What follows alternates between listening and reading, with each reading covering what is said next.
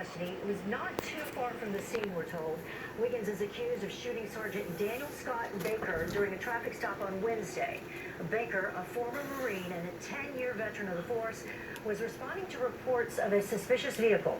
Now, the Dickson County Sheriff insisting that Wiggins will face justice. It is my prayer to God that our court will be a terror to him on the punishment he receives. Well, a woman that police say was also in the car at the time of the shooting is also facing a murder charge in connection with Sergeant Baker's death. If you smuggle illegal aliens across our border, we will prosecute you.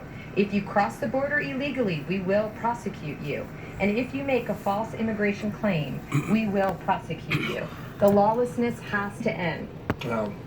Kirstjen Nielsen, Homeland Security Secretary, in Arizona, talking about illegal immigration yesterday during a visit to the southern border. Meanwhile, you have President Trump meeting with top Texas officials, and Texas Lieutenant Governor Dan Patrick's with me now to talk about a lot of this. Sir, thank you for coming back in America's Newsroom. And Absolutely, Bill. Good to be with you. Come back to Nielsen's point there, that there's been really heated rhetoric on both sides about this government splitting families apart. What's the truth on that? Well, the truth is, Bill, let's look at the whole immigration issue. I did some research on this some time ago. We hear the number of 11 million people being in this country illegally. If you go back and do a search, you'll see that that was reported in 2004 and 2009. There are many more than 11 million people here illegally.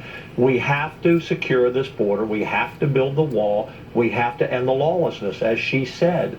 Bill, in terms of families, we want to keep families together, but that cannot be an excuse to break our laws. And in terms of family issues, we do that with child protective services and social services in our country where we find a child in a dangerous situation. So the left is trying to make a bigger issue out of this because they want an open border. We have to secure the border, Bill. It's that simple. But you have a problem with the system when for years people can find a way to come into the U.S. and disappear. Yeah. That's a problem. Absolutely.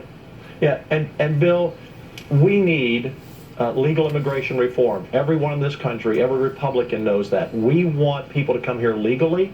I'd rather for them to pay the U.S. government a few $1,000s to come into this country or a few hundred than pay the cartels which control the border. Bill, what most people don't understand, the cartels make as much money from smuggling people as they do drugs. No one crosses the border without paying a heavy price. The drug cartels are controlling it on the Mexican side.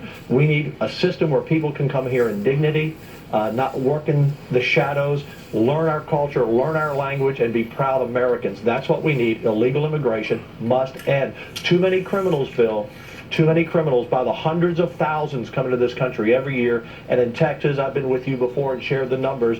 We've put in jail over 200,000 people here, most illegally, criminal aliens, came here illegally. We've charged them with over 600,000 crimes, Bill, just in the last 7 years. Every sheriff in the country is a border sheriff. It can't continue, and you know that. It can't figure out the best way to figure it out now. Yes. The president was Donald there. Trump is on point. Okay, he was there yesterday. He met with Ted Cruz and Governor Abbott. What was his message down there? What did you pick up on?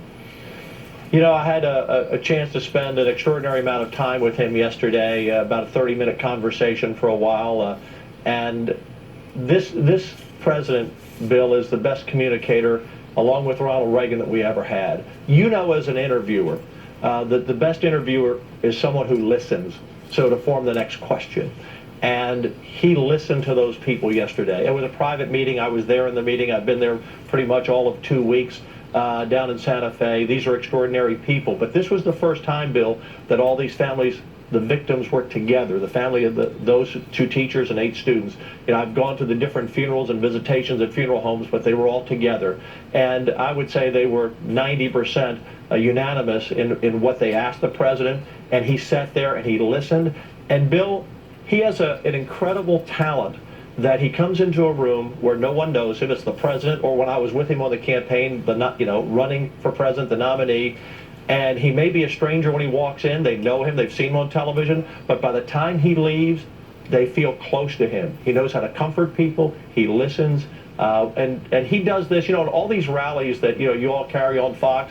Usually before those rallies, he often meets with, whether it's law enforcement or veterans or victims of violence, he meets with small groups like this, and he learns, and he loves people. And yesterday he was a great listener. And by the time he left that room for a brief moment, he relieved some of that pain for a small time. They know he cared, they know he listened, and they know he's going to help them. Thank you for your perspective. Hope you come on back, okay? Thanks, Bill. Amen. Dan Yes, sir. Patrick, Lieutenant Governor of Texas. Thank you.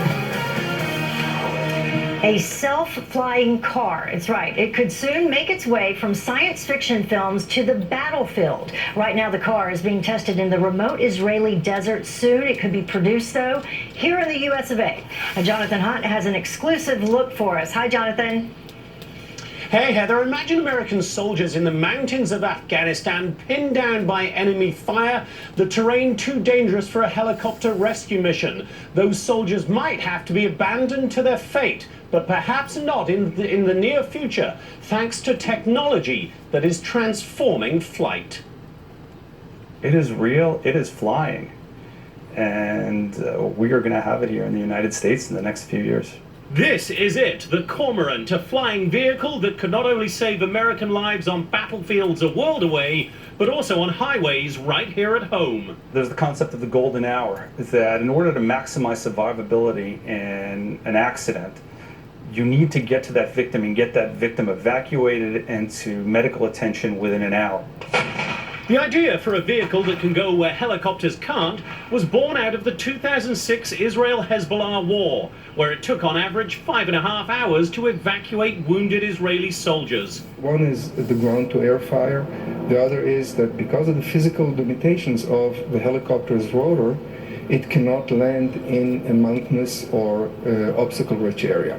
The Cormorant is currently being designed and tested in Israel, with keen interest and support from the Israeli military. But the long-term plan is for production to move to the United States, and for both pilotless and piloted models to be available for military and civilian emergencies. Disaster response, nuclear, biological, chemical decontamination, a dirty bomb in a city, butting against the wall of a building and rescuing people, and so on. This aircraft can do all of that because it doesn't have the overhead rotors.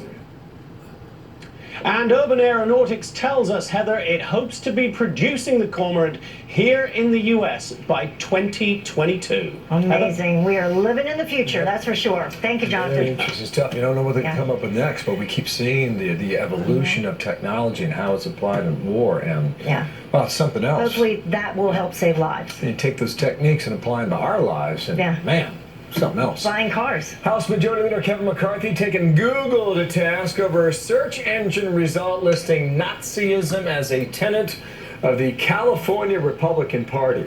Well, our next guest wants to be governor of California. John Cox is standing by. His reaction on that, as well as the endorsement from the White House. In a moment. That was a big one. Plus, we're awaiting the arrival of President Trump as he prepares to speak at the U.S. Coast Guard change of command ceremony, and we will bring it to you live when he steps to the podium. Commissioner, United States Customs and Border Patrol. Mr. Brock Long, Administrator.